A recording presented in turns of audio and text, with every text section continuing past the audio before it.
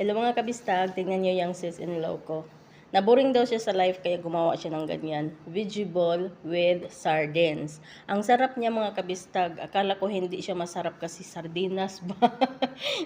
Amoy ano siya, hipon. Hindi siya amoy sardines. May palingo-lingo ko sa ulo ba? Kaya ayun mga kabistag, tignan nyo siya. Sobrang seryoso, taga-tikim lang ako dyan. Kaya tignan din natin yung ano niya mga kabistag, yung ginawa niyang sauce, ang sarap.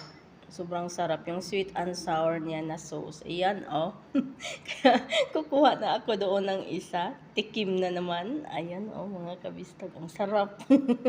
Kaya hanggang dito na lang po muna, mga kabistag. Salamat pa rin sa panonood lagi at pakikinig. Bye-bye. God bless ating lahat. Kakain na po kami, mga kabistag, no? Gumawa din kasi ako ng mango float.